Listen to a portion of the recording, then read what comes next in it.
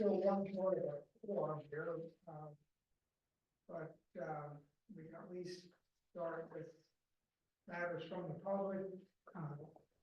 Are there any? Let's go back up and do the roll call and everything. We'll still do it even if we don't have quorum, so we can take record.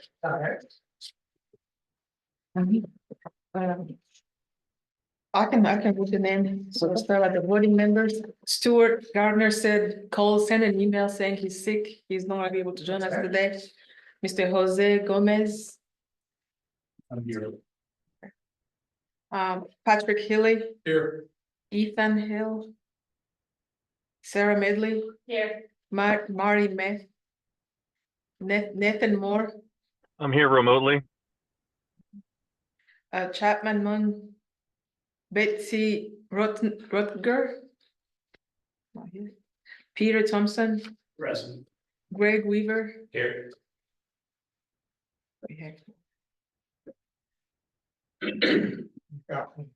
I got you, Okay. yeah. Lee Condor. I should have started there, sorry. No problem. All right, well, having done that, we will move on to matter from the public. From here to be any, I will say for the benefit of the committee, I did bring up at the policy board meeting our desire to get potentially involved in some of these projects at an earlier stage. Where it will go, I don't know, probably nowhere, but at least didn't bring it up.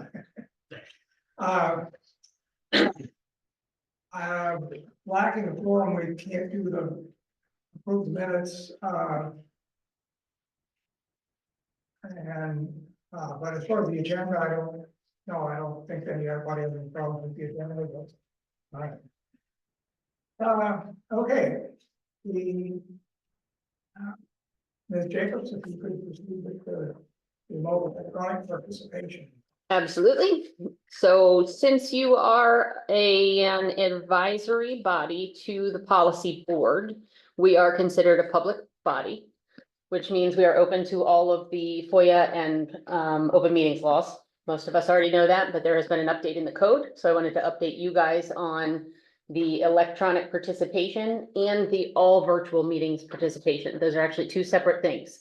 So one of them is when you have a meeting that is being held in person and there is a quorum established in person, folks can join the meeting electronically to participate. If there is an in-person quorum, you can vote to allow them to join electronically and to vote as if they were in the room.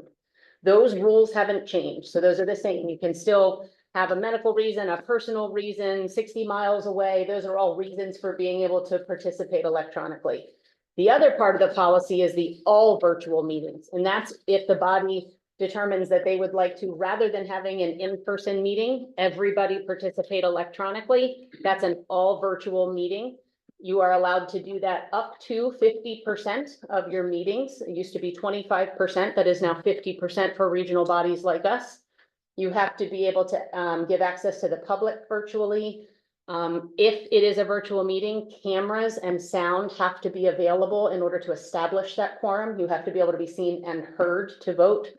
And then anytime your camera goes off, if it's an all virtual meeting, you're actually considered absent from the meeting during that time. So if there were any action items, you'd have to turn your cameras on. You would have to be present with sound in order to take action on any of those items. There's also new rules in the code that in posting all virtual meetings publicly, we also have to give the public, excuse me, a means to communicate with us in real time should all virtual members lose access to the meeting.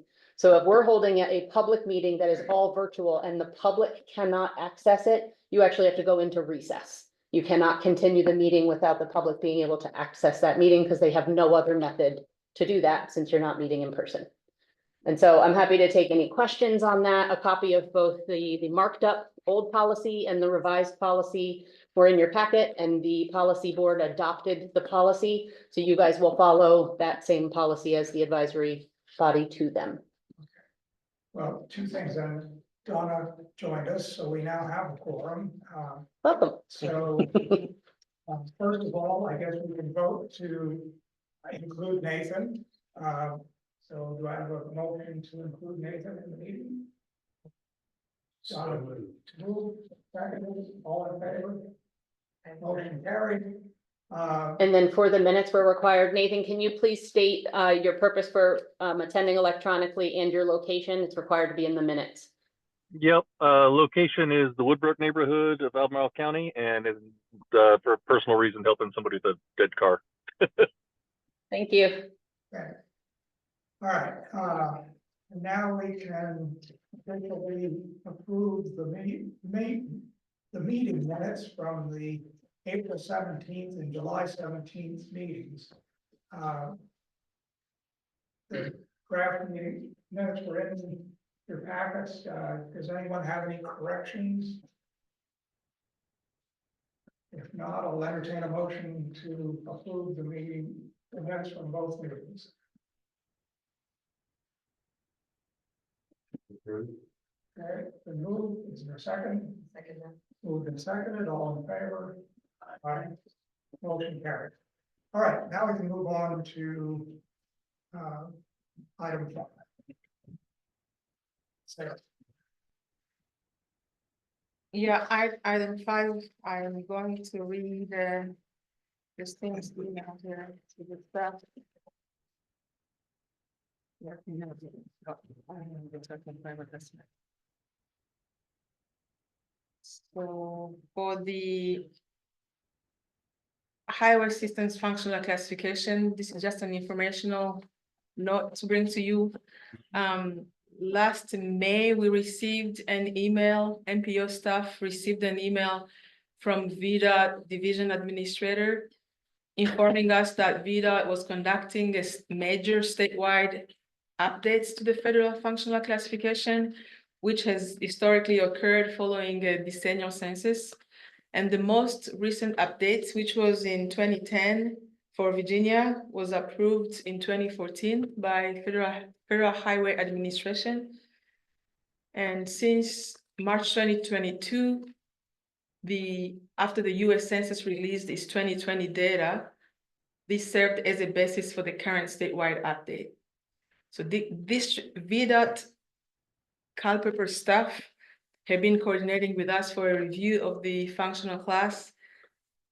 The MPO have been working with localities. We submitted the changes, and the policy board was recommended to defer action until we get a final map from VDOT, and that happened last month. Therefore, next month, which will be October, the MPO Policy Board will have to approve the resolution for the changes that were submitted by localities and VDOT for the new functional classes. And if you had the chance, I included the map on the agenda and the staff memo and the resolution for support for the functional classification classes. And that's all. If you have any questions, I guess, so just to let you know that this has happened and the page is at the very end. Yeah, and page 18 in your packet shows the list of different proposed revisions that locality staff requested to the federal functional classifications, and VDOT then conducts their own review of those. And so we put in there the marked up version of which ones they approved, which ones they made different recommendations, and then all of the approved recommendations were put into the revised map. And so that revised map will then go before the policy board for them to take action on. So just wanted to just share all of those revisions that are occurring. I guess you're all familiar with what functional classifications are, but I mean, it's things like major arterial, minor arterial, major collector, minor collector, and local road. Most of them are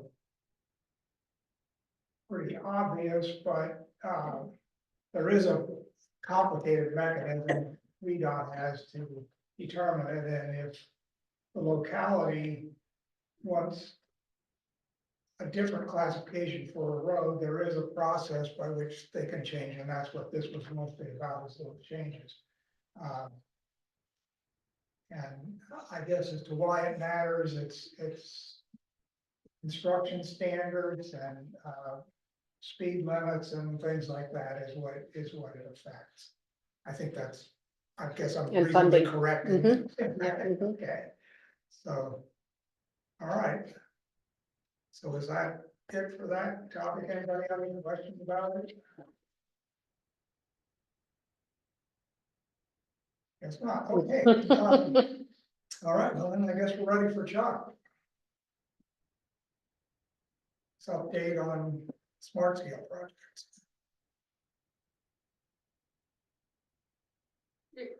You're on mute, Chuck. I'm sharing the screen.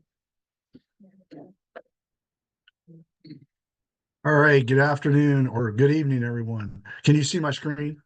Yes. All right. Yeah, we submitted 24 applications across the district. And the MPO submitted 4 and the county, Albemarle County submitted 4. The city didn't submit any this round. We're still trying to make sure we got all of their projects coordinated and moving forward. We didn't want to increase the workload for them, so we're trying to hold off on having them submit anything right now until we can get some of the other stuff caught back up. Come on, go forward. There we go. Okay. Basically, I'm going to go through the different applications that we've got for the area and review the latest cost estimates that we just got over the past several weeks from L&D staff of the district to let you know what those ended up being. So for the MPO area, we had 5th Street, the 250 corridor in Pantops, which basically is the Rolkin Road to Peter Jefferson Parkway intersection, and then the 2 Barracks Road applications. One was for the entire corridor from Georgetown to Emmett Street, and the second was from the interchange to Emmett Street. So they would basically committed the interchange twice in 2 different applications. And the county submitted the portion in the county as one of their applications. So for the first one, this is 5th Street. It's proposed to change the configuration from a traditional diamond to a divergent diamond interchange. It also includes building a shared use path from the trail, which is just right at the city-county line, all the way to tie in with the sidewalk on the west or the south side of 5th Street. Basically, this was identified as a location because there's 2 significant intersections there that are high crash locations, and we're also seeing a lot of queuing in the approaches to the ramps on 64 eastbound, as well as the approaches to the intersection on 5th Street. So the cost of this project ended up coming in at $79 million for the improvement.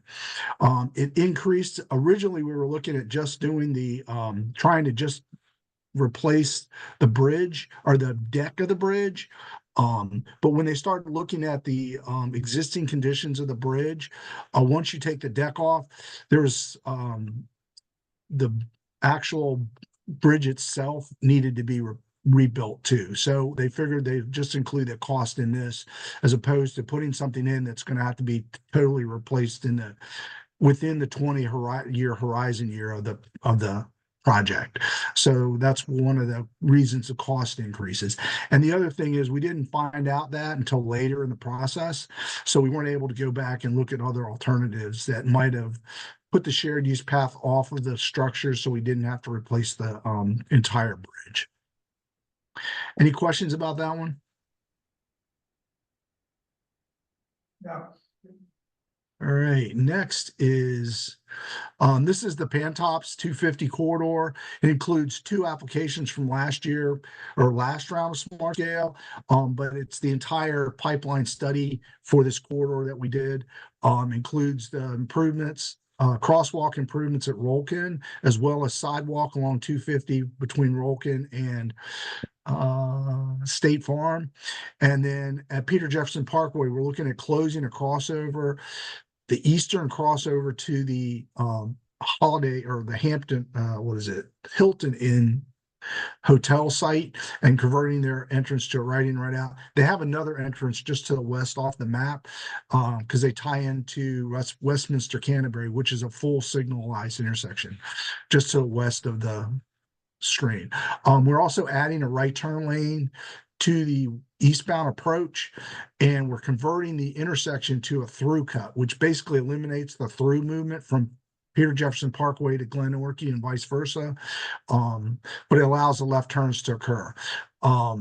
And the project also includes a 50 space park and ride lot with a bus circulating lane that would basically could circulate around and pick up folks and go into the city or go back out to 64.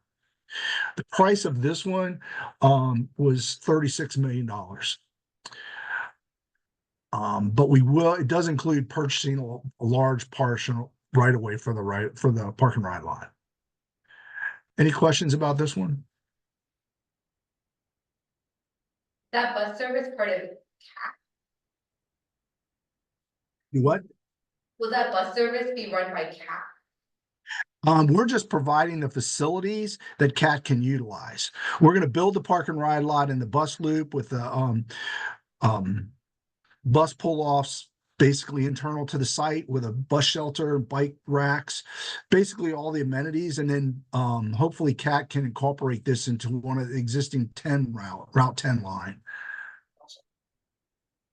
So, Because they down Peter Jefferson Parkway right now, and I think they make a left at this intersection.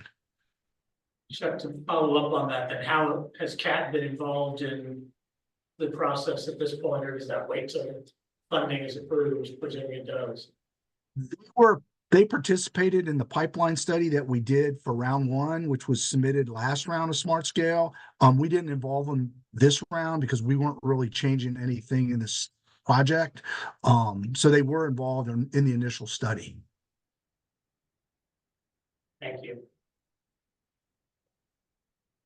All right, next question, next slide is, okay, this is the full Barracks Road corridor from Georgetown all the way to Emmett Street.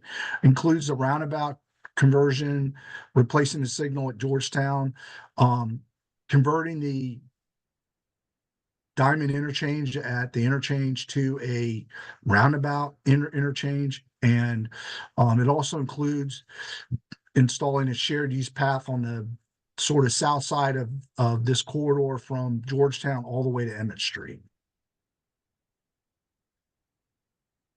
In addition, it does close the median on Barracks Road between Georgetown and the interchange.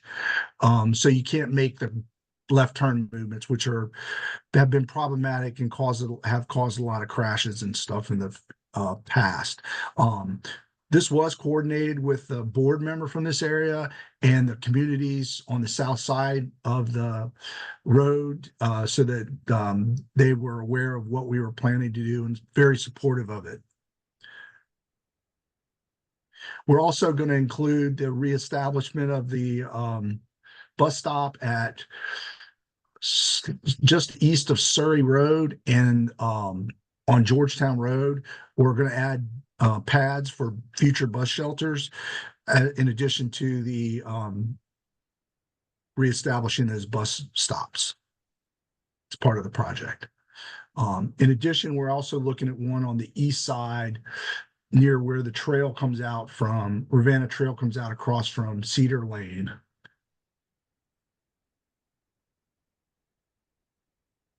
Any questions about this one? This is a general question about all of them. Just kind of curious about the uninflated total and inflated total. What, how that's calculated, why it's so very different.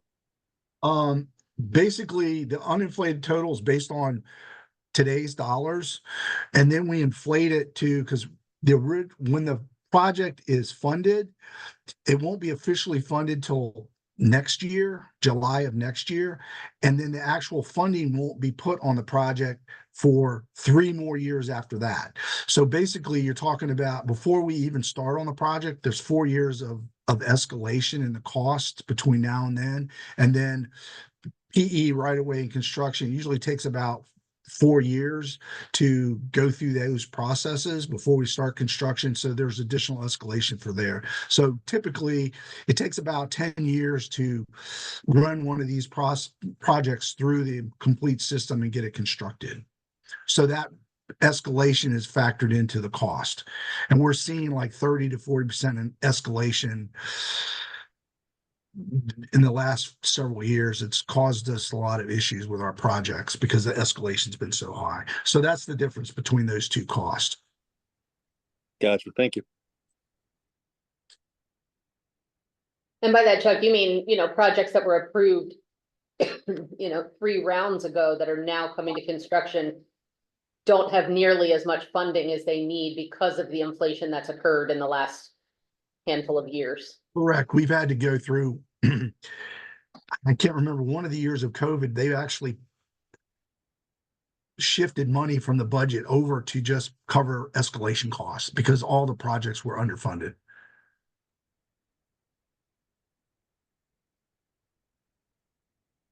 Part of it's got to do with supply chain issues, but the bulk of it is there's so much work on the market that the contractors can charge a higher rate, and we don't have any control over that.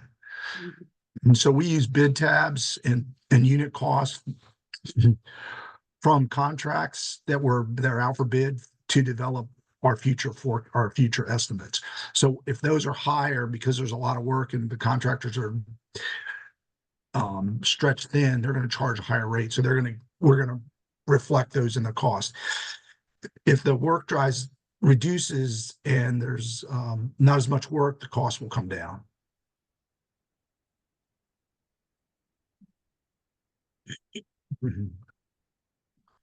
Any other questions about this one? Move on to the next one. The next one is just the city portion. This is the interchange and the Emmett Street, this section out to Emmett Street. It's basically the same project. We're just not doing the portion that's primarily in the county. Chuck, I think I have my bearings on that map, but Emmett Street's going up and down. Emmett Street's right here on the east end of the picture, going north-south or east side of the picture, and the interchange is in the nuts 250, loops around and then comes into Emmett Street, ties into it, but it loops around as it heads north on 29 to 29. Didn't see that? No. So this is 29 and Barracks. Emmett and Barracks. Emmett and Barracks is on the east end or the right side. That's really good. I mean, Okay, got it. Yeah, okay. It always helps to orient us when you start these maps, please. sorry, I should have been more descriptive in the other one. So I mean, it's the same map, is just not showing as much of the county portion. So like I said, this one came in at $92 million, and the big cost is the interchange. You've got a lot of right-of-way that we're having to deal with. You've got that large retaining wall. You've got the sound wall and the retaining wall along the ramp. So there's a lot of cost for that portion of it, as well as all the conversion work we're having to do at the interchange to build those components. One question, Chuck, of these 4 projects for the MPO, I realize I'm asking you to speculate, but I mean, which venue do you expect might get funded? This round is unique in that we made a lot of changes to Smart Scale. I don't have a good idea. Out of all of them, I think Pantops has the best chance to get funded. It did really well last round, and we really haven't changed it any. So I suspect it actually, the park and ride lot and the Peter Jefferson Parkway intersection was recommended for funding last round. And it was switched out with District Avenue during the negotiation processes with the CTB. So I'm hoping that it scores as well this round as it did last round. So, and its cost is reasonable. Typically, we don't get too many projects funded over $20 million. A good portion of our projects are over $20 million. So this round is going to be unique in how. Well, it seemed to me that the new rules for scaling or scoring smart scale projects had a lot of emphasis on interchanges. So the DDI at 5th and Interstate 64 would seem like it would probably be have a good chance of being funded. Yeah, it depends. Like I said, the high priority, you're competing against the other, um, all the other projects in the state that are eligible for high priority. So, and there's a lot of the larger districts have the advantage of they're bringing money to the table to buy down the cost, which creates a higher benefit for those projects. We're not necessarily capable of doing that all the time or significantly. We have done it in the past. The county's done it in the past. So there's a lot of variables that go into that. That is a good project. And if it's not, we do still have a safety issue there that we're gonna have to address. So if it's not funded this round, we'll go back and relook at it, maybe look at how we can reduce the cost by possibly moving the shared use path to another location and not having to spend a lot of resources to replace that whole structure. Because if we can just reconfigure the lanes to put in the DDI without having to replace the deck and the structure, it's going to be a third of the cost. Right, yeah. Okay, all right, well, thank you for that. I realize you're purely speculating, but I think it's just input. Thank you. No problem. Any other questions about this one? No, but Lee, to your point, another comment that we talk about as staff is with the changes in how not only what MPOs and PDCs are eligible to apply for has changed, but also the scoring has changed. So I would think in the next round or two, we're going to need to do a lot of analysis on what are the impacts of that change, because you know, one of the impetuses for the change that we understand is, you know, PDCs and MPOs were submitting smaller projects rather than these larger, you know, Right. need projects. Oh, yeah, I know. But that means fewer projects might get funded that are just much larger in scope and cost. Yeah. You know, so we're really curious to see how that's gonna impact, you know, projects that are coming out of Because MTOs. the new scoring seemed to emphasize big projects, and that's why it'll be interesting to see how these fare. Chuck, do you want to mention what the total program funding is for the high priority programs? I think that's helpful context wise. Okay, yeah, for the high priority funding, there's only $500 million to fund these larger projects.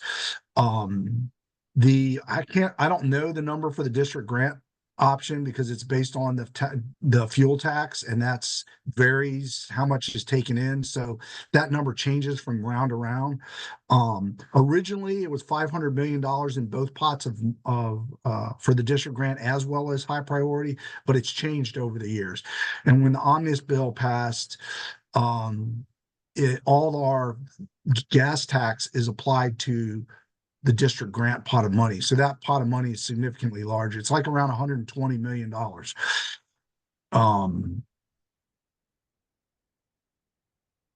And that's So for the whole state or just for it's for our district.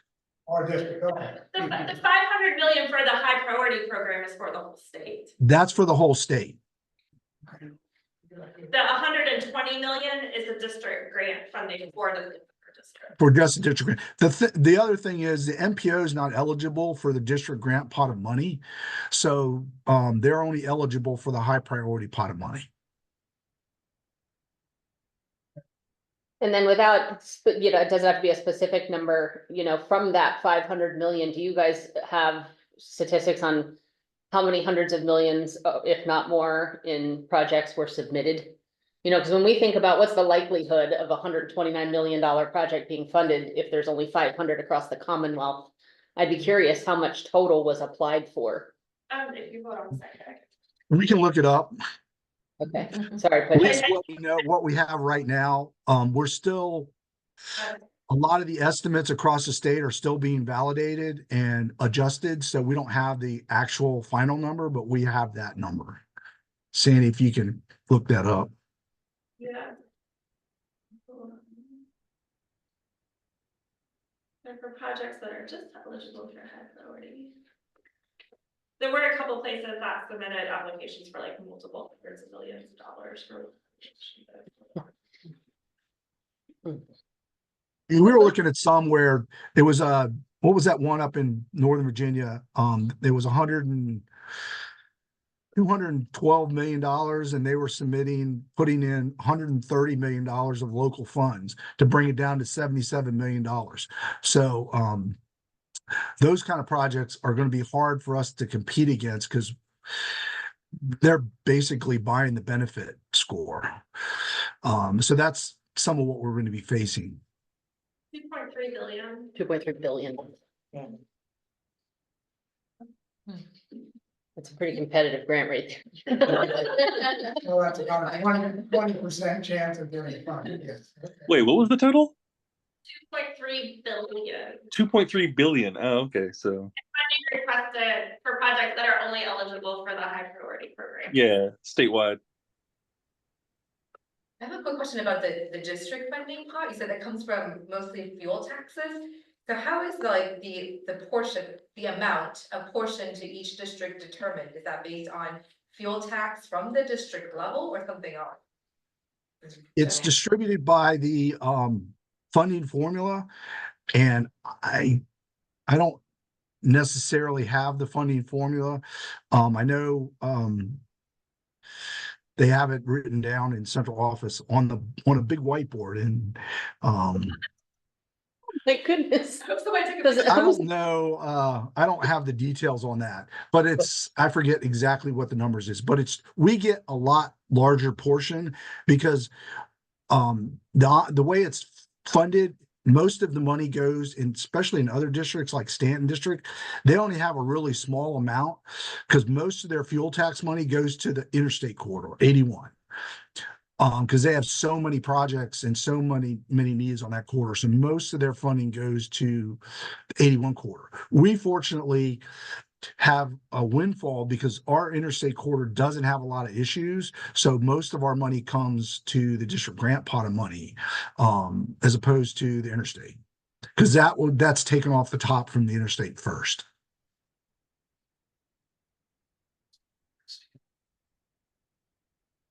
I'm sure they would agree. Okay. All right.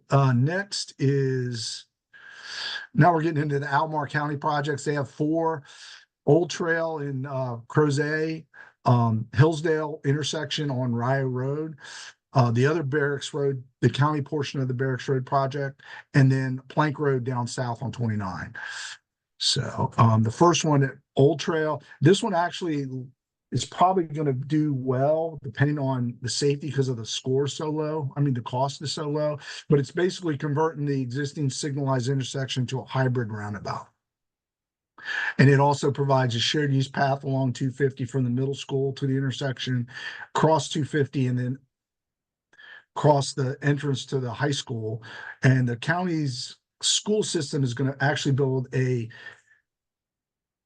trail that runs on the west side of the entrance to the high school down to the intersection. So they're going to make that connection in the future. That's pretty much it for this one. Any questions about this one?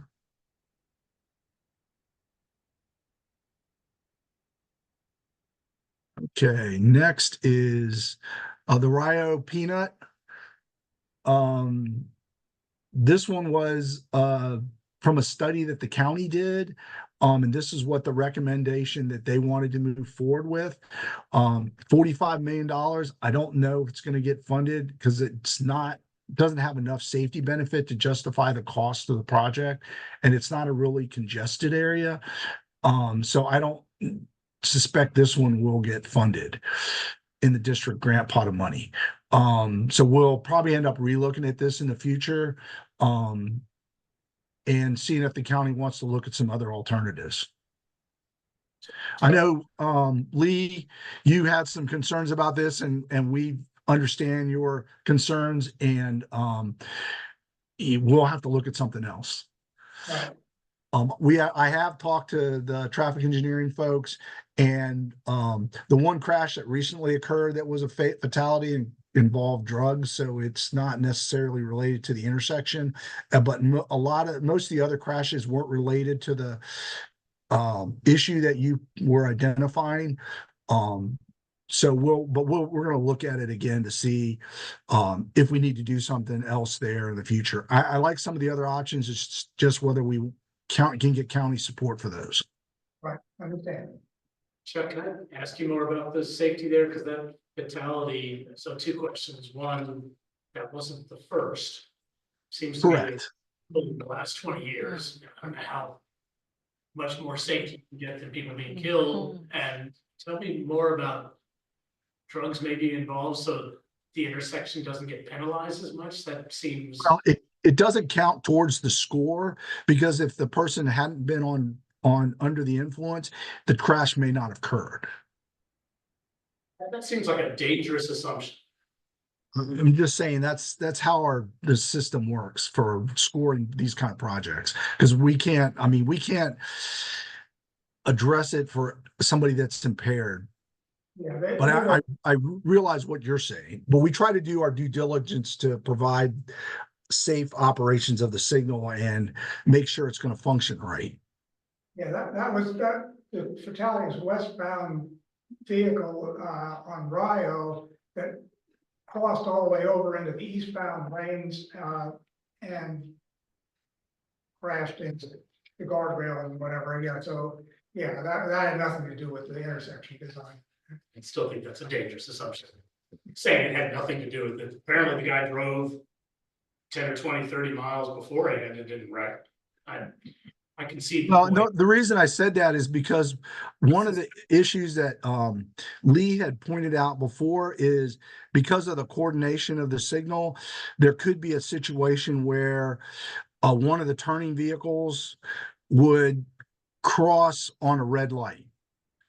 And that would cause a conflict with the opposite traffic in the opposite direction. So it's just that this wasn't result of that conflict. So how does the scoring take into account? My understanding is VDOT's guidelines or standards. I'm not sure what the term is. Basically, for smart scale, for the scoring, we only look at crashes that are severe or fatalities. Sorry, my dogs are barking. But we don't consider the crashes that are related to drugs or alcohol. My question is a new one. My understanding is VDOT's guidelines or standards don't like traffic lights being so close together. How does that affect the scoring that is a reality there? We wouldn't normally do this. This was approved before our spacing standards became adopted. So it was pre-existing. So we haven't really gone back to, it hadn't really been something that we've gone back and addressed. Typically we try to look at it, and that's what this is trying to do. Trying to address that issue that was pre-existing to our standards. How does that get accounted for in the scoring? Does it at all? Doesn't. Poor intersection. It is a poor intersection, and basically we look at the crash data, and however the crash data that's how it's getting scored. It also looks at congestion, but this intersection, it does have some congestion, but not significant. Thank you.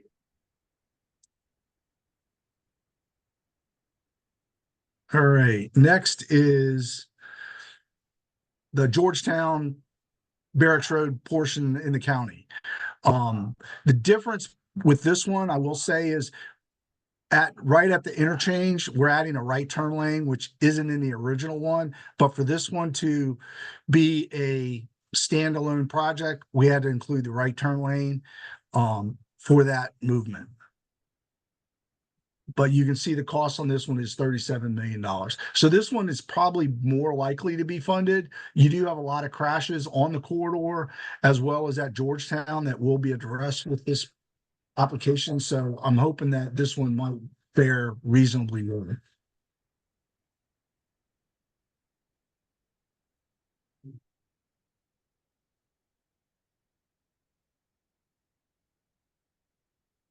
Any questions about this one? Not about this one, but I'd have can you remind me of the total for the Pantops? Is it 52 million? 30. Oh, 30. 36 million.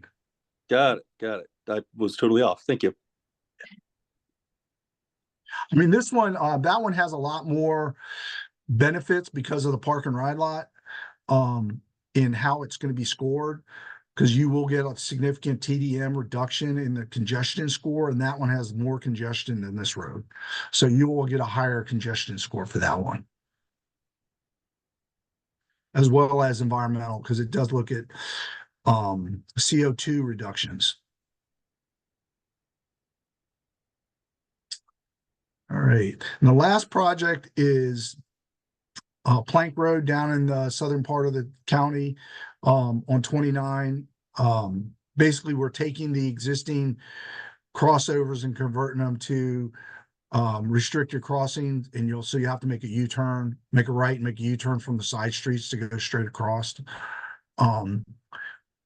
It does include some special median for the center island, so that not larger vehicles, but the emergency vehicles can traverse straight through the intersection without having to go around.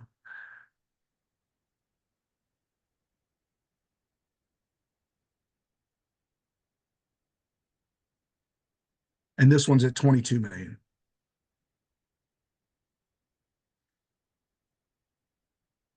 And like it says on the slide, this was a PSI location that was identified by traffic engineering, and they did this is basically the recommendations from the study that they did on this corridor.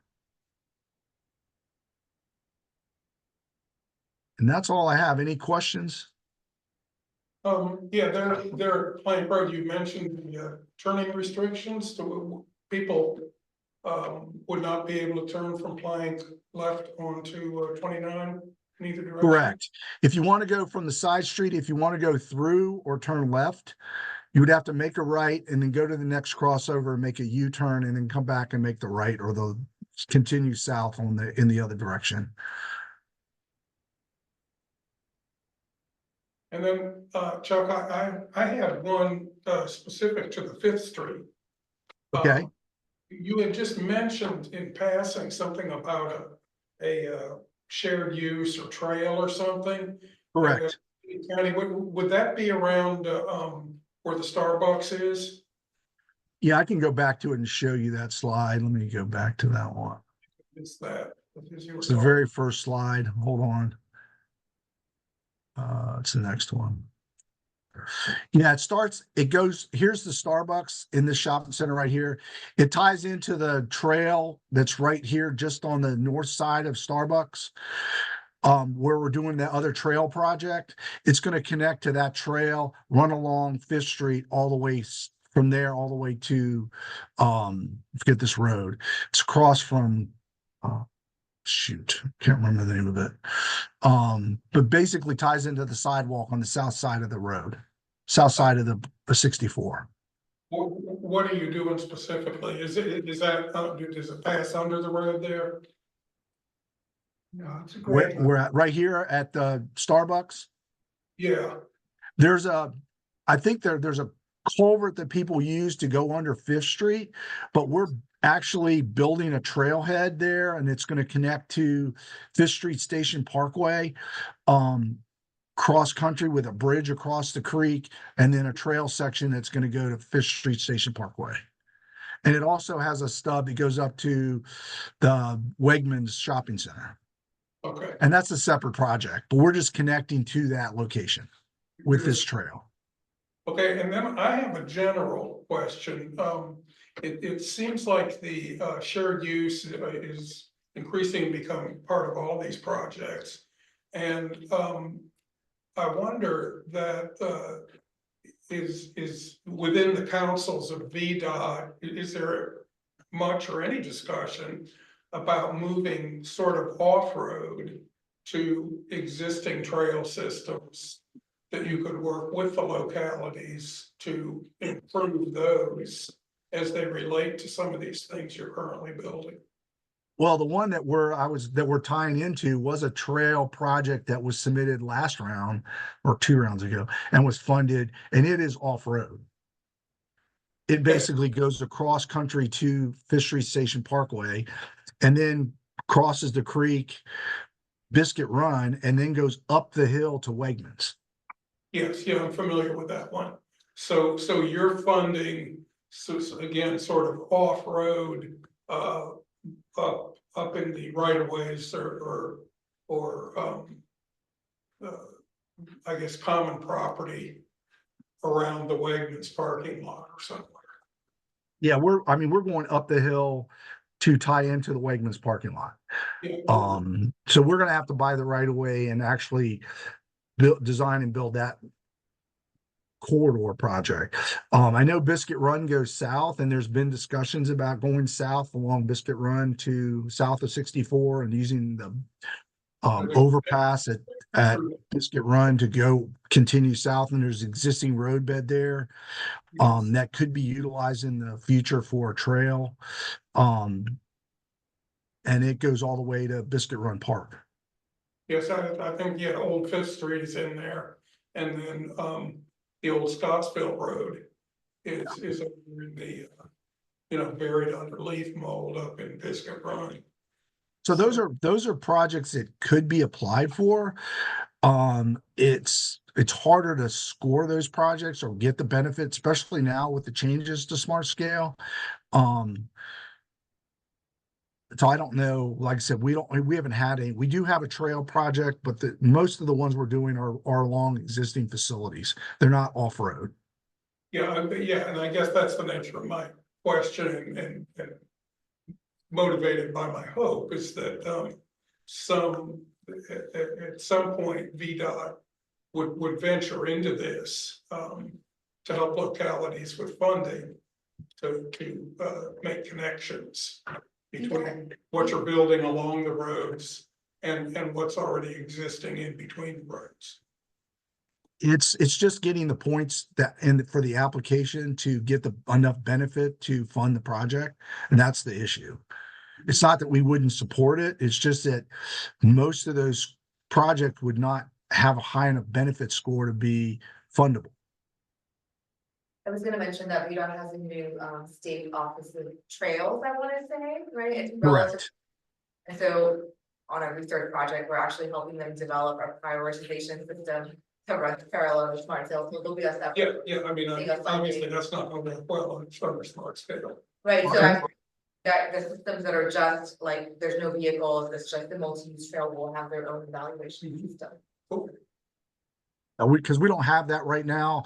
I mean, you do get points for a few categories, environmental, but basically you're diverting trips off of a roadway, and you're getting the score for those diverted trips on the roadway itself. There's no way to score it other than that in the current scoring system. So that's why I usually try to include it with a roadway project, because I can get enough benefit out of the roadway improvement project to support the shared use path. Okay, thanks. That answers questions. Anything else? No, thank you, Chuck. That was very informative. You're right. If you have any questions, just feel free to reach out, and Sandy or I can follow up with you and move forward. And hopefully we can involve you guys more when we start these upcoming studies that will lead to these applications in the future. So. Chuck, can you update it all on, I don't even know what round, I get lost, but ones that have already been approved, such as the Rio Road and Belvedere project, as if there's like 5 or 6 that were approved and funded and have started? Yeah, I don't have updates on those. I can bring those if I had more advance notice, but I don't have that readily available. I don't know if the group, but that to me would be relevant when we get updates. It's not just what's 2 and 10 years out, but the questions I get from citizens are, I thought this was approved, when's it gonna start, when's it gonna get done? This intersection is dangerous, I thought you said it was approved. I at least would be interested in getting those updates periodically. Yeah, we can work with the MPO on providing something for you guys on that if necessary. I mean, to address that question, so you have that information.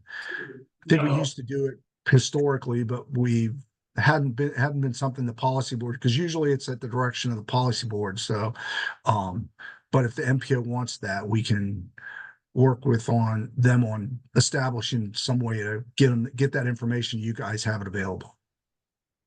I have another question too, maybe you already said this, but what is the timeline for hearing back from VDOT about these proposed? Well, we're still wrapping up the validation. We finished validation on ours, but we're still waiting on central office to do the scoring process. That'll be the next steps. And then once they're scored, they'll be ranked, and then they'll publish the results present the results to the January CTB meeting. And then that'll be our first time seeing what the results are. And they'll have some recommended funding recommendations for the list of projects that were scored.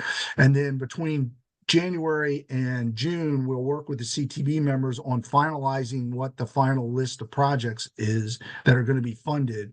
And those will be included in the update to the 6-year plan in next July. They'll adopt in June. And so that'll be the timetable. Thank you. And then also VDOT's website has a page for each previously funded project and the status of that project. Yeah, they're updated as activity occurs. So there's some that say like fall of 26, and that's all it says. I think Belvedere is part of a bundle of projects that they're working on putting out for bids, so. I thought it was bid. It might have been. And I thought it was a part of the, even the Whole Foods Kmart roundabout. I thought that was all part of the same. I don't think that was part of the Bundle. same bundle, because I think that was funded in round 4. And Belvedere was funded in round 5. But I'll see if I have anything. Okay, well, I guess we'll move on to item 7. Okay, just 2 items in there. The copy of the bylaws is really just there for you all to have a copy. But it's also related to the discussion or the comment that you made at the policy board of how to better engage CTAC in some of these projects, and a discussion with the chair related to what is it that the policy board needs from a citizen advisory committee so that we can deliver on that. So instead of just coming up with topics either by recommendation or by staff's recommendation, what is it that they need of an advisory committee that is different than they need from a survey or the general public showing up to a public hearing, so that we can really make sure that we're not only delivering what they need, but making this a valuable time for you all. So within those bylaws, you know, one of the things that we noted as staff is it's really about this kind of like, I'm going to say it wrong, like the spoke and wheel, the hub spoke, where we were working with you all, but then using you all to help do outreach and help bring back feedback from more general public. And so really trying to talk through what that might look like with some of our projects. Is that still the appropriate role, or are there enough tools in place for us to get general public feedback that didn't exist when CTAC was developed? So I just put them in there as we continue to have this discussion and continue to refine what this committee's comparative value is and what it can provide the policy board when they're needing to make decisions that are well informed by their advisory committees. So that's really all that was in there for. I did send also the chair and the vice chair of the policy board, CTAC's bylaws, its membership, its attendance over the last year, because they are also thinking through the same things that you all are, is how can we make it a valuable win-win situation for everybody. So just putting that out there.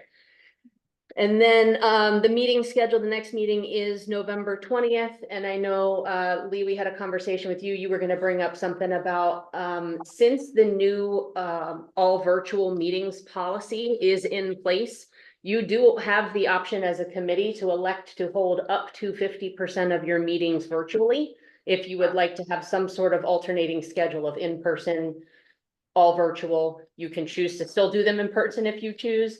The one stipulation is that you cannot have consecutive back-to-back all virtual meetings. You would still need to have in-person opportunities for people to attend. So I wanted to put that out there to see if there was any discussion on your preference as a committee. You know, some committees feel very strongly about in-person. Some committees feel very strongly about let us meet virtually as often as we possibly can. So really wanted feedback from you guys and from your chair on what you would like us to do moving forward in posting those as public notice. I'd like to suggest that our January 15th meeting, January 15th, 2025 meeting be virtual. Because if there's gonna be inclement weather, that's when it's gonna be. It's cold, it's dark, I wanna get your input. I mean, what do you all think? Do you think that's a good idea? Looks like it. I second that for the exact same reason. If we're gonna do virtual, winter is a better time to do it. Well presented and well argued.